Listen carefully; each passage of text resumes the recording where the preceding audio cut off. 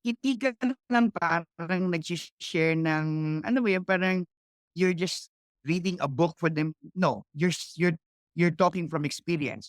And yung mga estudyante nakakatuwa 'pag gumraduate sila and then nasa industry na sila sabi, "Uy, tama pala yung sinabi mo." We just have to build the culture with them. We must feel, we appreciate them and then ano, para magkaroon ng ano, ma-bridge ba yung gap, 'no? Yun nga, in terms of technology medyo malaki ang diferensya because ngayon lahat ng classroom may television na.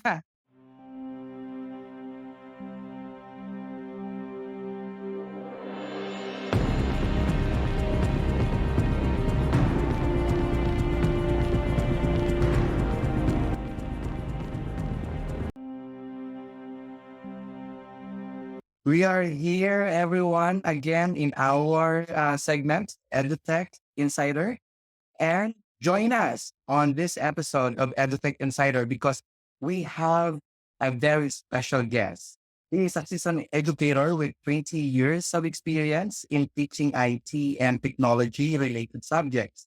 He is currently a lecturer at PUP Binyan Campus. He specializes in information assurance, application development, web design, and emerging technologies. He's also a Google certified educator, Microsoft certified educator, and ViewSonic Philippines ambassador, and a certified trainer in computer systems servicing. Wow, including 2D animation and visual graphics design. Let us all welcome Mr. Roel Martina. Hello, sir. How are you? Hello sir, good morning. Good evening sir, good evening. Yes, good Hello evening. po. Okay. Thank you for So, the introduction. yeah. So, kamusta ka ngayon? How's your life? How's your professional career? So far, with regards to the profession, I've been enjoying this professionally, especially naglipat na ako ng tertiary. I've been with DepEd for the past 20 years, working as a high school teacher in the morning and then part-time sa different college like Lyceum of the Philippines University, Philippine Nautical College, and then I found PUP way back 2023, now settled in 2023. No, I'm now settling with PUP as one of the professors for their IT subjects. Family-wise, everything is well. Everything is doing great. Very nice. Very nice to hear that. Sir, uh, currently you are teaching in PUP Binyan campus, right? Yes, So sir. far, uh, how's the student there? Kumusta ang pagtuturo ninyo? And at the same time, how do you think yung pagtuturo ninyo is very impactful to them and while they are preparing for their future? Iba kasi ang ano, iba ang brand ng PUP. I mean, dati kasi naririnig ko lang yan. I come from a state university myself. I'm a graduate of Technological University of the Philippines. Correct. Now, educator na ako, no, marinig ko tong PUP, but it's been existing for the past decade, for the past 100 years plus, no? Tapos, parang may ano yan eh, parang may chamber yan, kung ano lang narinig natin, na kung ano nakikita sa news and everything, no? But when I come with PUP Binyan, specifically yung ating branch sa PUP Binyan, nakita natin yung mga bata talagang they really are, ah, yung brand na scholar ng bayan talaga namang nasa kanila. No, as an educator, mas nagiging challenging para sa atin kasi yung mga estudyante natin mahuhusay, Correct. masisipag, no, kaya nakakatuwa. Akala ko nga parang with my career parang akala ko I'm down to the ano, parang spiraling na ako. UP are really giving me more passion para mag-explore pa ng mga, teaching methodology, pedagogies para ma-serve sila kasi they're really doing well with regards to the academics. Wow. Especially kare-release ko lang ng grades parang Nice. katatapos ko lang mag-release ng grades kahapon. Great. So I He served the Department of Education for the past, I believe, 36 years, 'no? Ako yung mga tipo ng mga anak ng teacher na lumaki sa classroom. Kaya sabi ko, yung unang ano, yung unang idea ko ng career ay nung nakikita ko yung daddy ko kasi nga lumaki ako sa classroom ng daddy ko, eh. Na alam mo yung daddy ko parang he's a bit short, he's around 5'4", 5'5", parang gano'n. Ta's yung mga estudyante niya kalalaki sa kanya and then nakikita ko yung kung paano siya nirerespeto ng mga estudyante. And then I heard kapag halimbawa during lunch breaks, kung ano yung kinukuwento na tungkol sa tatay ko. And kasi hindi na nalaman, nakikinig ako, eh, na they admire my dad. So from that time on, sabi ko sa sarili ko, I want to be like that and I want to have that experience. Yan, sabi ng iba, ah, parang hindi raw ako mukhang 40 years old. Kasi I'm enjoying the job so much. I believe it's really one of the most difficult to find a teacher na nasa IT field. Now, what made you think or decide na, oh, uh, I will teach and at the same time, I will teach subjects in IT and engineering? Laging lumalabas yan, tama yung sinabi mo sir na it's parang it's a common idea na bakit nga ba yung teacher ng IT ay nagtuturo instead na nagiging programmer. Ang laki ng sweldo ng mga programmer, ng mga data analyst, bakit tayo nagtuturo? I fell in love with the profession and the good thing about working in the IT industry is nadadala mo sa mga bata, eh. Pagka nagtuturo ka, maganda yung naide-deliver mo sa kanila kung ano yung nangyayari sa field. Like for example, when I work with, with I-Core sa Panapala, sa SM Dasma, Mm. I work there then shine ko sa kanila, ito yung kailangan namin. Ito yung hinahanap kapag nasa industry ka. Ito yung kailangan. Ito yung attitude na kailangan mo, ito yung technical skills na kailangan mo. Hindi ka lang parang share ng ba yun, parang you're just reading a book for them. No, you're talking from experience. And yung mga estudyante nakakatuwa 'pag gumraduate sila and then nasa industry na sila sabi, "Uy, tama pala yung sinabi mo, buti na i-prepare mo kami para diyan." Kaya nga maganda yung combination ng profession. So far, I'm enjoying both. In the academy, right? Now, what do you see? Is there a big difference when you started teaching, uh, and then now that you are still in the academy? Are there big changes? I come from a generation na I started teaching 2004, way back 2004. Alam mo yun sir, 'pag kinukuwento ko nga sa mga teachers kasi aside from being an IT, I um, I do serve as resource speaker for Rex Publishing. So I go around the country discussing things like classroom management, teaching strategies, especially AI in education. Ah, ang sinasabi ko sa medyo na nga sila na nagugulat sila na sabihin ko, "Alam niyo ba umabot pa ako sa panahon na kapag susweldo ka, naka-brown envelope." Brown envelope, 'pag nakita mo yung armored car ng bangko at nagsara na yung bintana ng cashier, alam mo na susweldo ka. Alam mo na hindi pa masyadong ATM during that time. I mean, may mga jobs na may ATM during that time but DepEd hasn't gone to it yet 'no. In Kasi nga yung attitude, kasi siyempre by generation we have the millennials, we have the Gen Zs, we have the Gen Alpha. Iba talaga, eh, and it's because of the surrounding that they have. It's because of the environment. Kasi way back when I was teaching 2004, text lang naman ang ginagamit ng mga bata. We do internet but a little bit. Hindi tayo addicted doon sa internet, mas addicted tayo sa text messaging, sa mass communication. So kumbaga parang mahirap maging teacher noon. Mahirap maging teacher noon kasi you have to write in the Manila paper, may projector pero Sure. ilang teacher kayong mag-aabang diyan. But ang consolation during that time yung mga estudyante sobrang mabait, eh. At saka hindi nila masyadong kailangan ng motivation, they were motivated talaga. As compared today na kailangan mo talagang aralin din 'tong mga batang 'to, especially the Gen Z. Aralin mo sila because they have a different environment na hindi mo naman puwedeng sabihin na, o gayahin niyo yung past generation kasi they have a different surrounding, they have a different upbringing, 'di ba? Siguro ang kailangan talagang gawin ng mga teachers talaga, aralin 'tong sitwasyon, eh. Lagi kong sinasabi kapag nagdi-discuss ako ng this is one of my favorite, topics sa seminar, yung bridging the gap. Kasi mostly ang teachers nila ay from the Gen X, tapos o kaya Gen Y, and then ang mga estudyante ay Gen Z. Minsan Correct. hindi nagmi-meet talaga yan, eh, hindi sila nagmi-meet. So sinasabi ko sa mga teachers, pasensya na, yung mga hinahanap niyong estudyante nung kayo ay nag-uumpisa, wala na sila ngayon. May job na sila ngayon at teachers na sila. So you have to stick with the students, 'no? Kaya kayo hindi nagmi-meet simply because hindi niyo binibigyan ng sarili niyo ng time na aralin sila, kilalanin sila, 'no? Kaya malaki ang pagbabago pero we have no choice as educators but to adjust. Sabi ko nga kanina, yung mga bata na pinapangarap natin na dapat nasa classroom, wala na, tama? So, ang kailangan natin gawin, itong mga nasa classroom, i-build natin yung culture nila, tulungan natin sila, kasi may mga positive points din naman sila, eh. Ang hirap nga na nakikita lagi natin yung negative, eh. So, may mga positive points sila, we just have to build the culture with them. We must feel, we appreciate them and then ano, para magkaroon ng ano, ma-bridge ba yung gap, 'no?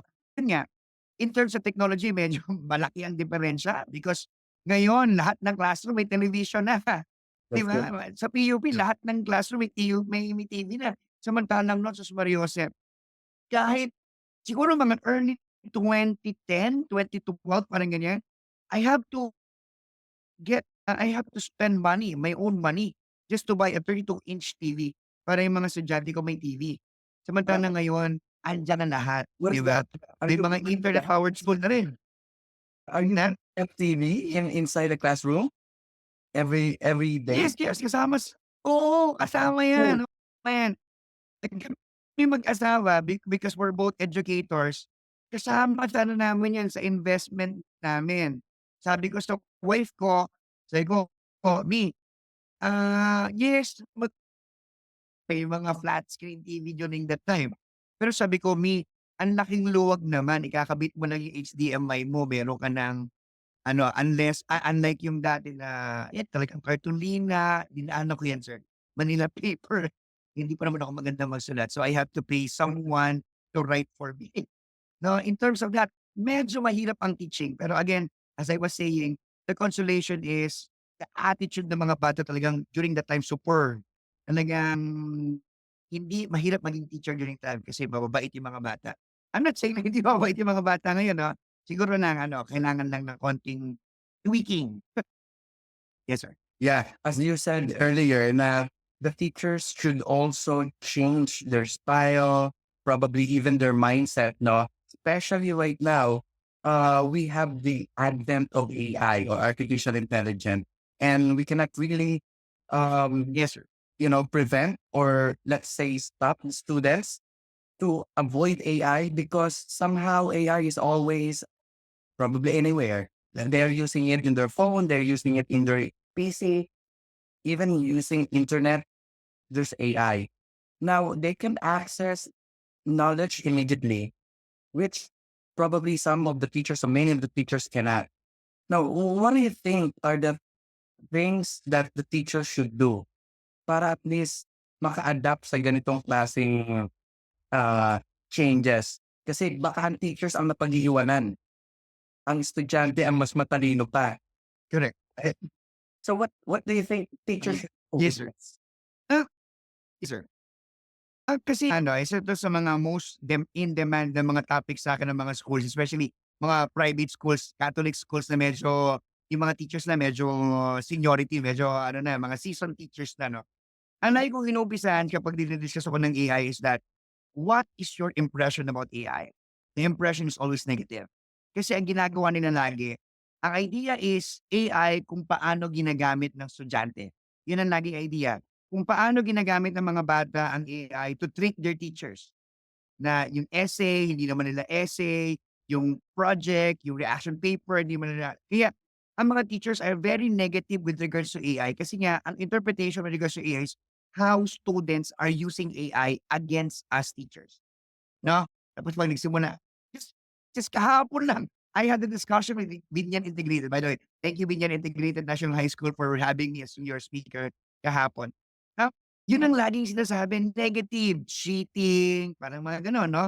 So sabi ko, "Sige, let me change your mind." So I started my discussion with showing memes. Alam mo yung mga memes na mga teacher na pagod na pagod. Sabi ko nga dun may isa akong quote dun na, "Teaching is the only profession na bago ka mag-work, may ka na, naliligo ka, iniisip mo may work ka na. And then during work, may work ka din. And then pag-uwi mo, may work ka pa din."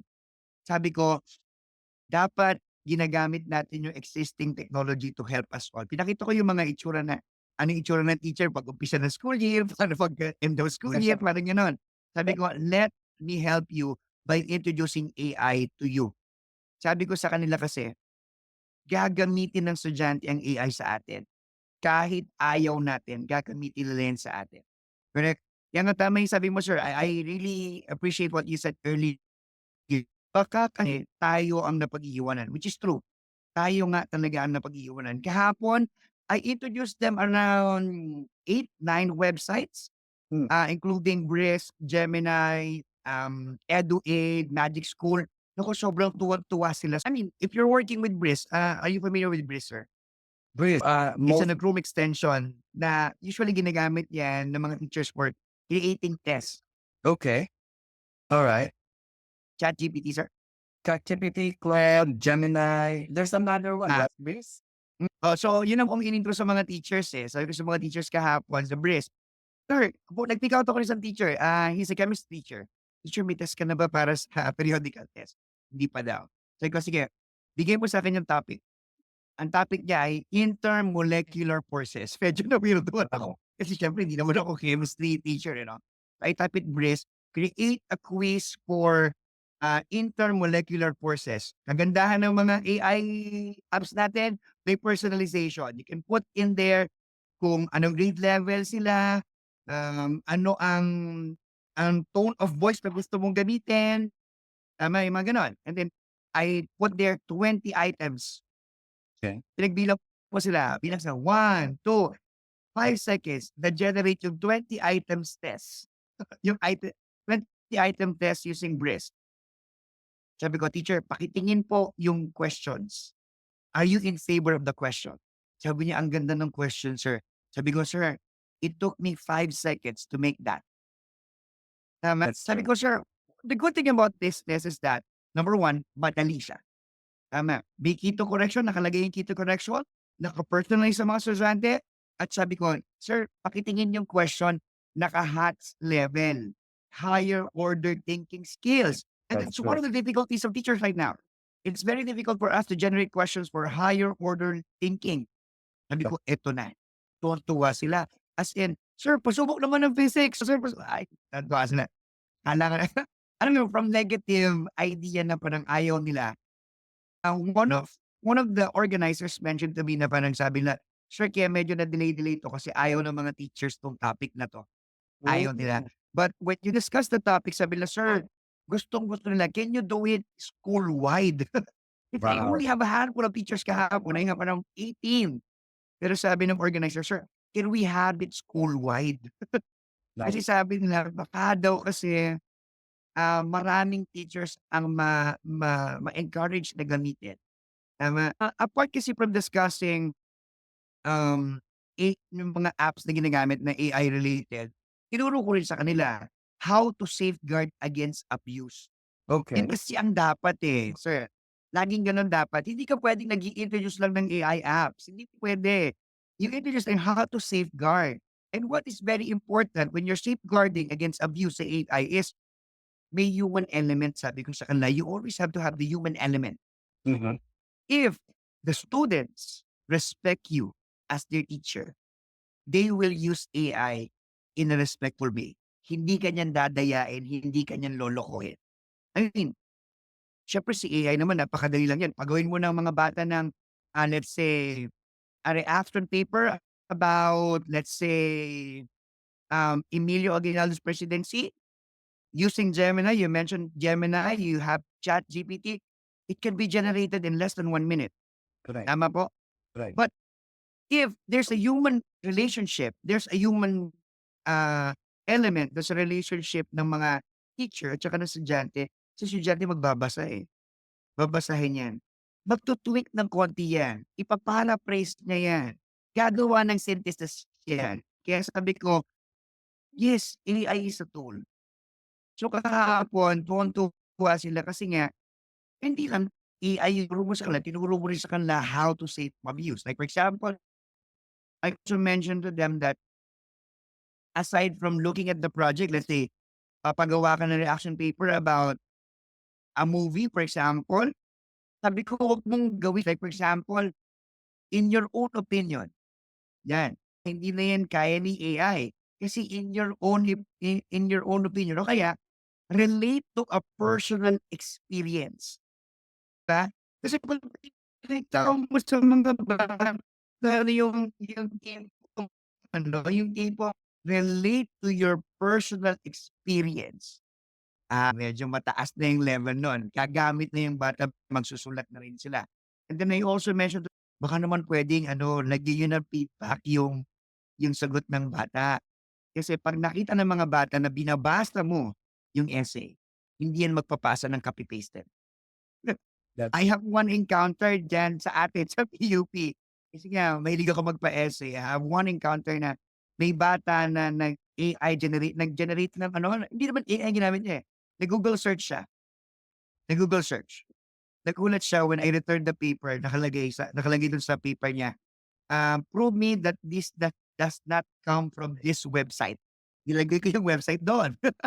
So sabi niya, "Hala, si Siya nagbabasa talaga 'to ng nagbabasa talaga 'to ng essay." At saka chine-check niya sa reference sa internet kung meron talaga nag-exist, and I caught the child cheating talaga kasi nga yun, eh. So from that time on, hindi nila ginawa, 'di ba? Nasa paggamit. Yes, sir. yeah. And pero the way we ask questions to our students, pretty much the same 20 years ago. So, siyempre alam na alam ng gawin 'yan ng mga estudyante at gamitin ng Correct. AI. So, according to him, why not try to encourage students to use AI?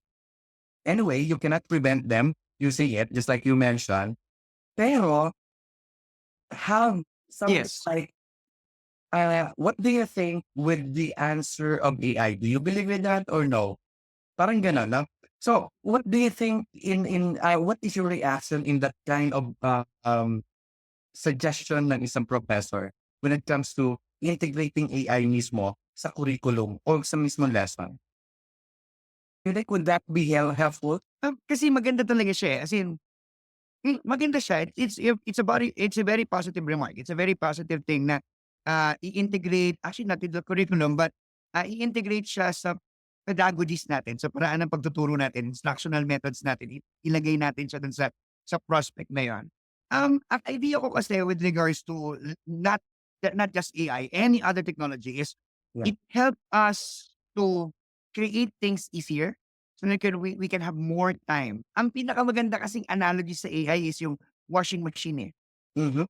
Lagi ko naririnig yan. Kapag nagbabasa ako ng mga articles about AI, lagi niyang kino-connect yan sa washing machine. Wala namang taong mahilig maglaba. Hindi naman yung favorite niyang paglalaba. Ah, During the early times, naglalaba ka ng manually, wala, 4 na oras, 3 oras naglalaba ka. Wala kang ibang ginagawa kundi maglaba. Thank God, washing machine was invented. So, nabawasan yung trabaho mo ng kaunti kasi meron siyang nag-iikot, nag-i-spin, and then afterwards, nagkaroon ng spin dry, nakalaking tulong, 'no? Sabi ko, this is seminar ko nung Friday. Si wife ko nagpabili sa'kin ng mahal na washing machine, around 75,000 na washing machine. Ooh. Sabi ko sa kanya, "Ba't ganyan kamahal yang washing machine na yan?" Sabi ko. Sabi niya, siya na ang gagawa ng lahat." Siya na ang totoo ba talaga yan? Kasi yung sabi nung 75,000 na washing machine is a 12,000 washing machine. Sabi ko, "Sigurado ka ba? Kasi ang laki ng investment." True enough. Totoo, sir. True enough. Iiwanan niya yon yung iko-connect niya sa faucet namin, tutulog siya. Tutulog siya kasi hindi mo na kailangang ilipat yung, 'di ba, hindi katulad ng ibang washing machine na pipigain, ilipat sa dryer. Siya na lahat, eh, siya nagre-refill ng tubig, siya ang naglalabas ng tubig. Sabi ko, "Ay, oo nga 'no." I mean, the good thing about it is that si wife, may time siya to talk with the kids, That's true. 'di ba? May time siya para mag-usap kami tungkol sa kung ano-anong bagay na hindi namin nagagawa before unless tulungan ko siya maglaba. The good thing about this, na sinasabi ko sa mga teacher, hindi naman tayo tinuturuan nitong maging tamad, eh. Ang tinuturo na sa'tin 'to, ah, magkaroon ng paraan kung saan ang trabaho natin mapapabuti natin. For example, pinakita ko, in less than 5 seconds, 5 seconds or less, you will be able to generate a quiz. Okay, good. Pero reviewin mo naman yun, eh. Re-reviewin mo yun. Hindi mo yun puwedeng ibato sa mga bata ng hindi mo review. Kasi baka hindi mo rin alam ang sagot, or baka hindi mo na ituro yung generate na questions. Now, ginagawa mo siya lagi. So, yung oras mo na paggawa ng quiz na inaabot ng 1 hour, let's say ngayon 10 minutes, 20 minutes, good. Saan mo ngayon ilalagay yung excess mong oras? ilagay mo yan sa pagkilala sa estudyante mo, sa pag-build ng relationships, pagre-research, upskill ng sarili mo, 'di ba parang gano'n na hindi mo magagawa. Kaya nga sabi ko, when I started the discussion, pinakita ko yung mga memes na bugbog ng mga teacher sa pagtuturo, eh. But with this AI, malaki yung luwag nila so that they can spend more time, more quality time, yun, knowing your students, which I'm enjoying so much na kilala mo yung student by name, you know what makes them happy, what makes them mad, and things like that, 'no? Ang kagandahan kasi nito nai-integrate natin sa system, sabi ko nga rin during my talks with every school is that, sa school pinipigilan mo yung bata mag-AI, pero pagpasok niyan sa industry, AI ang ginagamit niyan, eh. Sabi ng Google, 70% of their codes are coming from AI. Tapos sa school pinipigilan mo. Hindi ba dapat dito sa school, pinild mo lalo yung ganyang skill para pagpasok niya sa industry, "Ay ginagawa ko yun sa school." Yeah. And sasabihin niya sa mga kasama niya, "Oh, no, I know a different way. I know a faster way." So ibig sabihin, if we are stopping students from using AI at this point sa school, we're hindering their growth. Parang gamit ng calculator, gamit 'di ba? I mean, during the time na wala pa namang masyadong calculator, nung mahal pa ang calculator ang hirap, eh. Nagmamano-mano tayo, but 'di ba sa real life naman pagka ano nagka-calcu ka rin talaga, eh, 'di ba? You cannot see accountants na gumagamit ng kamay 'pag magmo-multiply, kukuha ka ng calc yan, 'di ba? So, dine-develop mo rin ng bata kapag dine-develop mo sila sa AI, kagandahan nga nito na parang ano, siguro puwedeng isa pang magandang analogy yung paggamit ng PowerPoint versus Cartolina. Oo. The MS PowerPoint is there, why not use it? Now, the students are now using Canva. Kaya 'pag nag-present sila ng report, bilib na bilib ka sa kanila, 'di ba? Tapos pipigilan mo yung mga 'yan, pipigilan mo yung mga ganyang bagay. Meron pang isang interesting thing, eh. I remember when I was talking once in Caloocan, may admin doon sa ano, sa crowd, may admin. Sumisimangot siya kasi nakikita niya, "Ay, parang gagawing tamad nito yung mga teacher ko. Sa halip na yung mga teacher ko nagpupuyat ng gabi, kagagawa ng lesson plan, mukhang kasi nagge-generate kami ng lesson plan in seconds, eh." Sabi niya, "Mukhang gagawing tamad nito yung mga teachers ko." Parang gano'n. Kasi meron ako medyo mahal na siya ngayon, yung Gamma AI. Ang ganda ng graphics, ang ganda ng content. Sabi ko, sabi ng mga sabi nung parang ang dating sa admin, parang pinapatamad ang mga teacher. So nung ma-feel ko yung ganong sense, pinatawag ko yung admin, sabi ko sa admin, halimbawa, yung teacher mo ng Filipino ay absent, ang topic ay Ibong Adarna, and you have one teacher na ang available para mag-sub at ang subject ay MAPE, anong gagawin mo? 'Di ba 'pag hindi kung wala kang gagawin na intervention, malamang si PET mukha kong gagandahan ng AI. Habang nagpe-pray yung mga bata, si teacher nagge-generate ng PowerPoint tungkol sa kabanata ng Ibong Adan. Naku, 'di ba? Si teacher makakapagturo siya, walang masasayang na oras. Alam mo nung admin, "Sir, tulungan mo nga ako para makapag-avail kami as an institution." Kasi sabi ko nga kanina, so when I started discussion about IT, negative kasi ang impression. But if you show them how it will help them during their work, malamang they will embrace it. At I have several teachers na turuan ng AI na ngayon nag-e-explore ng mga kanya-kanyang tools, kanya-kanyang app. May iba nga nagse-send na sa'kin, "Sir, have you seen this one?" "Ay, hindi ko pa nakikita." "Sige, mag-explore ko." Ibig sabihin nagagamit talaga nila sa trabaho nila. And they're living a very good life this time kasi as a teacher. 'Di Yeah. ba, yun naman talaga ang kailangan natin. Yes, sa mga teachers, no, especially here in the Philippines, when it comes to the right use and the proper way of applying AI or artificial intelligence, especially in education, do you think that we need intervention of the government here para mas talagang widely na mai-deliver, mai-announce yung awareness paggamit ng AI? Hmm. Kasi ano yun siguro sir, is about ANC, yung gumamit sila ng AI na newscaster. Okay. Naalala mo yun sir? Yeah, 'Di yeah, ba go naalala ahead. mo yun 'no? Talagang ang laki ng buzz niyan sa Pilipinas, talagang ang worry natin during that time. AI will replace us. Diba? Parang ganun eh. True. Until now, yung ano yun, andito pa rin eh. Papalitan ng AI. Kasi wala lang parang human work eh. So tama yung sabi mo, sir. I believe that the government should intervene with regards to this one. Kumbaga, this is a very interesting technology we should look into. Katulad sabi ko kanina, sir, ang hirap para sa aming mga teacher na ma-generate ang higher order thinking skills. That this application, AI generate, mga AI apps can generate in a matter of seconds. And teachers can learn from it. Teachers can, I have one teacher na nag-grade ng report, yung mga report ng mga bata, yung mga reaction paper, yung mga research paper, case studies, ginagamit niya, AI lang ang ginagamit niya pag ano eh, ginagamit niya sa pag-grade eh. Yeah. Natutuwa siya kasi natututunan niya, ganito pala yung magandang paraan ng pagsasabi ng ganito. So, even nagiging template niya na yung ano, nagiging template niya yung ano eh. So, siguro dapat, tama, we have to raise the awareness. Itaas yung awareness na bawasan yung mga negative things. Bawasan yung mga negative things. Ganito naman talaga lagi tayo sa bagong technology eh.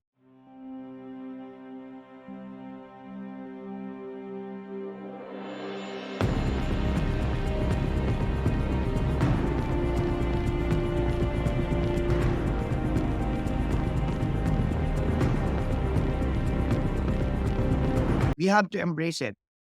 Another thing is siguro yung internet connection, talagang yung digital divide natin. I'm living in NCR and part of my life is in Cavite. And I'm enjoying internet, high speed ang internet, both in NCR and Cavite. But when I go to Mindanao, Cotabato, ang Sultan Kudarat, ang internet medyo scarce eh. So there are things that we are enjoying in Luzon that people in Mindanao are not enjoying. And even in Visayas, excuse me, yung mga lugar sa Visayas, siguro ang pwedeng gawing intervention ng government to lessen the digital divide. Tapos, meaning, government naman can easily regulate eh. Katulad ng ginagawa ng Amerika, di ba? They ban yung mga negative implications. The government can also do that. They can either endorse an AI app na makakatulong sa atin, especially that our Senator Angara is former Senator Angara is very progressive. So pwede siyang mag-look into the apps ng AI na pwede niyang i-endorse sa Department of Education. Pwede siya makipag-partnership with this AI, yung mga company na nagpo-provide niyan. Tapos itong mga company na talaga namang alam na alam nila yung app, they can do training for teachers. Tama. Best case scenario, sir, may nakikita na akong mga group ng mga educators na nagge-generate o naggawa ng sarili nilang AI app. I have seen some. No, although subscription based pa kasi siyempre alam mo yung support medyo maliit, financials kita ko na.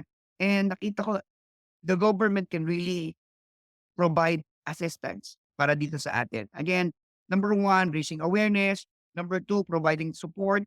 Tama po. And then, yun nga, continuous. Kasi katulad nung comment mo kanina, sir, baka mapag-iwanan eh. Baka ang mga Filipino teachers ay mapag-iwanan ng mga teachers ng mga counterpart natin sa ibang bansa. And I don't want to see that. It's very unfortunate for us. Magkaroon tayo ng gano'n.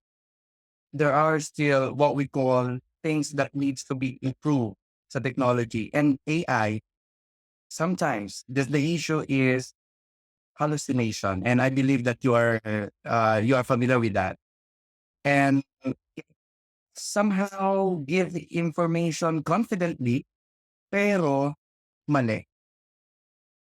And that would also, shape the way how, students who are using it, probably teachers as well, who are using it in a very misguided na information na. So, how do you think na dapat the way how we use AI, the way how we guard our students as well, baka kasi gamitin siya ng ibang mga companies na uh, nagpo-provide ng AI into misleading people, misleading students.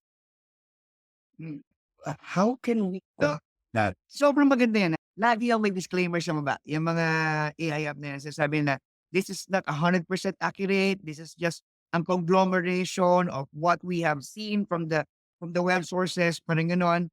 So, maganda siya kasi in a way, 'pag alam ng bata na hindi siya 100%, hindi ko alam, Dun sa akin, yung sabi niyo 'pag alam ng bata na hindi 100%, yan yung mga nandong ang gagawin ng bata mag-aano yan, ko-cross reference yan.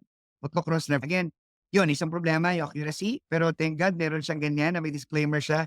Kasi si bata, hindi lang siya basta copy paste and then pasa kay teacher. Kasi alam niyang hindi siya 100% accurate, so magko-cross reference. Another wrong thing about AI is siguro yung bias. Medyo may bias siya, eh. Medyo kung ano lang yung available references, kung sino yung pinakamarami, yun ang nire-report niya. Kaya nga hindi siya 100% accurate, eh. So, again, that's good. Kasi at least si bata, made-develop yung kanyang, we call it, media and information literacy, 'no? Na parang at some point, alam niya agad kung off, and that's good thing. That's good thing, 'no? For every side of technology, there's always a negative thing. Laging gano'n, eh. Ang tinuturo ko sa mga teachers as well as sa mga estudyante, it's always about the mindset. Sa mind kung maalala niyo, yung cellphone kasi addictive ngayon, eh. mm. But tatanungin kita, sir, are you willing to go back to the time na wala pa tayong cellphone? I mean, kahit yung text messaging. Siguro ngayon hindi na 'no? Hindi na, eh, 'di ba? Pagdating nila magme-message sila, that's a good thing. Sa Messenger, nagme-message sila. Oh, that's a good thing. We cannot go backwards. So, nasa mindset lang 'yan. Ang natin ang nangyayari is merong ibang tao nagagamit ng technology negatively at hindi maiiwasan 'yan. Social media is a good thing. It's a very good thing. I love social media kasi hindi, yung mga mga ninang ko sa kasal, yung mga ninong ko nung binyag, mga ninang ng anak ko, mga relatives, they can just get updates from my Facebook account, eh. Yun nga lang may mga taong gagamit kasi ng Facebook for scam, for catfishing, and all this and all that. It's all about the mindset. So siguro kung halimbawa mai-correct din natin yung mindset, sabihin mo sa mga bata na hindi siya intended diyan. Kasi may mga magsasabi sa'yo na, "Oh, yung social media naman nakaka-addict yan." Totoo naman nakaka-addict talaga. Pero imagine, sir, halimbawa nakapila ka for doctor's appointment, alam mo yung mga doktor matagal magdating, eh. Kung wala kang cellphone talaga namang mabo-bored ka talaga, eh. Thank God na lang may cellphone na puwede kang mag-catch up sa mga friends mo, manood ng YouTube video, maglaro ng game. I mean, that's it. Na-caught ka sa traffic, NCR napaka-traffic niya, 'di ba? Kaysa magalit ka dun sa katabi mo, pansinin mo yung mga katabi mo, you just look into the phone. Yun nga lang, there's always a prone to abuse. There are things to correct things again, and I believe the tech people are actually working on it. 22 or 23, I believe that was the time that I first heard of it. Medyo glitchy pa, 2023 medyo yun, eh, glitchy pa. the Pero may ChatGPT was released December. yes, parang gano'ng taon 'no, panahon. Pero during that time very glitchy pa siya, eh, very glitchy. Pero ngayon, we cannot separate now, we cannot separate what's generated by AI, what's not generated by AI. 'Di ba parang the tech people are actually working on perfecting it. Another good thing about what I teach the teachers is, halimbawa kako, meron kang PowerPoint presentation, you create your own PowerPoint presentation, but there's an image that you're looking for, and that illustration really represents what you want to give to the students. Nag-search ka sa Google, you scourge all the internet sources, wala kang makita. The good thing about AI, ilagay mo lang sa prompt and lalabas yung actual image na gusto mong palabasin. Pinakita ko sa kanila kahapon, ano, Filipino students raising chickens in the school backyard. Mahirap hanapin sa internet yan kasi Filipino, mostly Western na makikita natin, Western. Nakita nila, ay oo nga, nakakatuwa. At sabi niya, hindi na ako ngayon mag-Google search sa image. Kasi when you work with the Google searches and then you download, you paste it PowerPoint, magkaka-issue ka pa ng copyright, eh. But with this AI, but I'm not saying that's 100% good because meron pang controversy regarding sa generation ng AI pagdating sa images, eh. But for our teachers, we really enjoy it kasi yung gusto mong image na lumabas, nagagawa mo, eh. Eh, you Mm. can just type the prompt. Kung hindi ka natuwa dun sa unang lumabas na image, you try again. Try to be more specific. Sinubukan nila halimbawa, a wounded knight in a medieval battle. Medyo specific. Nakikita nila, ay, sakto very specific. Ang hinahanap lang nila sa'kin kahapon, "Sir, puwedeng mukha ko ba yung nandiyan?" Sabi ko, "It's a different act." Glad na in just a span of from 2023, 2025, sa beginning pa tayo pero unfriends, it's a very good thing. Napakalaking bagay itong technology ginagawa sa atin ngayon. 'Di ba parang, I have heard you I believe you have seen some YouTube videos na they can make a film Yeah. gamit lang yung AI. You just have to put a prompt. Kanina I was in a meeting with DepEd people from the DepEd Central. Gusto na ituro yung Leonardo sa mga bata.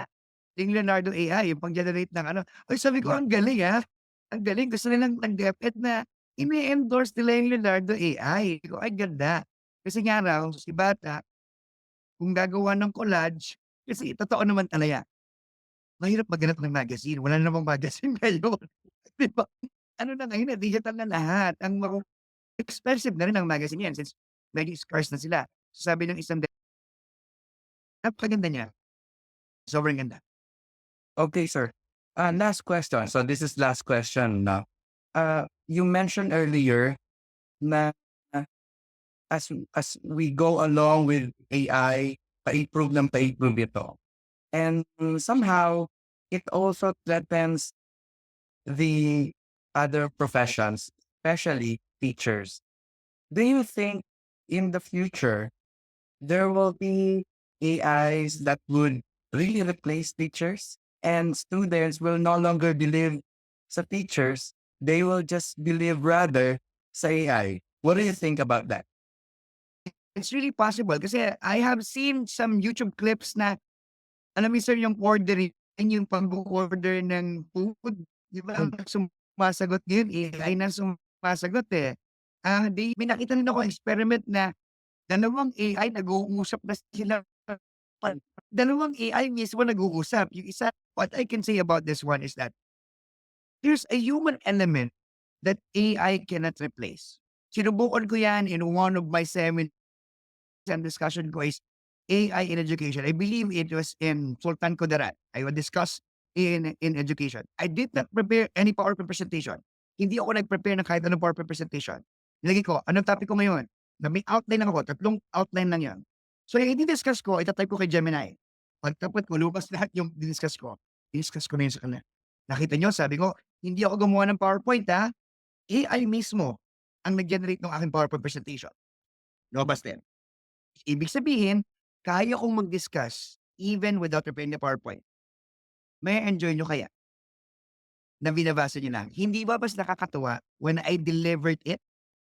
When I delivered it, yes, AI can give you topics. AI can provide you with all these things. But like for me, when I'm discussing these things, nilalagyan ko ng based from my experience, which AI does not. Na may humor yan, may humor. And there are times that you ask questions, you interact with with your audience na hindi kayang gawin ni AI. I mean, I'm at this point, hindi ko alam kasi kung after 2 years, 3 years, then magagawa na. Nakakatakot na kaunti. I was discussing about data privacy. Sabi ko, may isang matanda ako na biniktima dun, eh. Biniktima ako. Kasi ang topic ko during that time, parang part ng lesson is about social engineering. Sabi ko sa teachers, social engineering is, ginagawa ng gina gi ginagamitan ka ng psychology ng kausap mo kung paano ka interact. Parang it's just a term, it's just a definition. I put it into action. Tinawag ko yung isang matanda. Sabi ko dun sa matanda, hindi naman matanda, seasoned teacher, sorry for that, seasoned teacher. Ako kasi ma'am, sabi ko 'pag ako naglalagay ng password ko sa email ko ano, eh, ah, all caps. Ikaw ba all caps din? Sabi niya, "Hindi all caps." Sabi ko, "Ma'am, ako naglalagay ako ng mga symbols dun sa ano ko, sa password ko. Ikaw ba naglalagay din?" Sabi niya, Hindi ako naglalagay, nalilito pa ako dun, eh." Sabi ko, kasi magagalit ang asawa ko pagka hindi niya nalaman siya ang password, eh. "Ikaw ma'am, anong ginagawa mo?" "Ay," sabi niya, "panganay kong anak." Sabi ko, "Anong pangalan ng panganay mong anak?" "Joshua." "Alam ko ang password mo ma'am." Nagulat siya kung gano naibigay ko yung password ko nang hindi ko inanak, and that's social engineering. I mean, AI can give you the definition, AI can give you examples, but they cannot deliver it that way. At this, At this point, tama? So at yeah. this point, hindi pa rin tayo replaceable. What we can do as teachers is we have to upgrade ourselves, develop skills that can counter these things. 'Di ba? Sabi ko nga, ang nawawala lagi sa AI at aminado naman ng mga developers ng AI, yung human element eh. Sinusubukan nilang lagyan ng feelings, sinusubukan lagyan ng emotions, pero robotic pa rin ang dating eh. Robotic pa rin. Unlike sa atin na instantaneous, we can deliver things with precise emotions, with interactions, yun yung nawawala. No? So, this is a good thing for teachers. I mean, this is my word for teachers. Do not be afraid it will be replace you. Huwag niyong bigyan ng paraan, huwag niyong bigyan ng dahilan ang AI lang kayo. If you still live like a Jurassic teacher, sabi niyo nga kanina, baka naman pag-deliver mo ng tanong, baka naman nagka-class card ka pa, di ba? Baka naman nagka-class card ka pa, nabubulot ka ng class card, samantalang may mga ruleta naman ngayon na sa internet ng information. Kung hindi ka exciting na source ng information, iiwanan ka niyan. So you have to find ways on how you can upskill yourself so that AI cannot replace you. But it's true, no? It's true na there's always this possibility. And tayo ang gagawa ng paraan for us not to make it a possibility. Tama?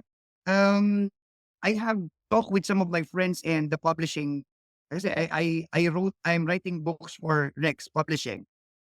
Next, nag-evaluate daw ng libro yung DepEd and then nakita nila, ang daming libro out of 15, 13 ang na-disqualify na libro simply because AI generated yung mga content. Paano nila nalaman na AI generated? Hindi siya contextualize. Hindi siya conversational.